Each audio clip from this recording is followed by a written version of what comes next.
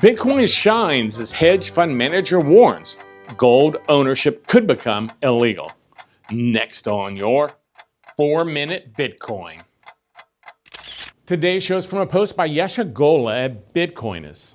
The prospects of Bitcoin on Wall Street grow as a billionaire hedge fund manager paints a grim outlook for its safe haven rival, gold. Crispin Odey, the head of London-based Odey Asset Management, he wrote in a letter to investors that central banks may outlaw private gold ownership if they lose control of inflation. The finance veteran added that the governments might use gold to stabilize fiat currencies. Odey wrote that history is filled with examples where rulers have, in moments of crisis, resorted to debasing the coinage, as he cited the U.S. Federal Reserve's decision to ban gold ownership in the early 1930s. Now, this policy allowed the government to force buy gold directly from the public to assist in bringing the U.S. dollar value back in the normal range.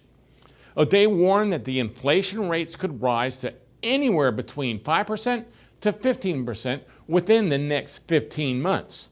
The investor added that more inflation would weigh heavily on the long-term maturing bond and stock market growth. And as the virus spreads further, it may lead the authorities to announce more stimulus packages to aid their suffering economies. Odey noted policymakers will fight these prevailing trends for every inch of the way, and that he expects them to lose the fight. The pandemic in the last 3 months have forced investors into various safe havens to protect their portfolios from violent market moves and recession risks. Odey's flagship fund also raised its exposure in gold throughout April, now representing almost 40% of the total fund's value. Many investors also chose Bitcoin as an experimental hedge. Bitcoin even made it into billionaire hedge fund manager Paul Tudor Jones' investment portfolio.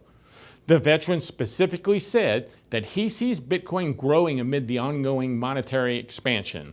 Now, both Odey and Tudor Jones predicted high inflation and pitted gold and Bitcoin respectively as its prime beneficiaries. But only Bitcoin is not under the extreme risks of confiscation. You see, Bitcoin is purely digital, unlike gold, which makes it easier to carry and transmit to anywhere around the globe. Odey warned about a potential gold ban, and he involuntarily suggested people should start looking for a better safe haven alternative. Now, both gold and Bitcoin have shown their hedging characteristics amid the coronavirus pandemic. While the gold spot rate is up around 20% from its March lows, Bitcoin has rebounded by about 150% from its lows. So do you think the government would confiscate gold for a second time? Please let me know your thoughts in the comments. And if you enjoy the 4-Minute Bitcoin show, you may want to buy me a cup of coffee. And a big thank you to Alex Azola and Johnny Arias for buying me a cup of coffee. You can also show your support for the show and buy me a cup of coffee at GaryLeland.com/coffee.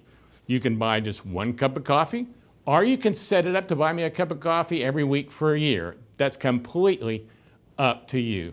But the cups of coffee were appreciated. I'm Gary Leland, the Bitcoin Boomer, and thanks for joining me on another 4-Minute Bitcoin show. This is a BitBlockBoom.com production.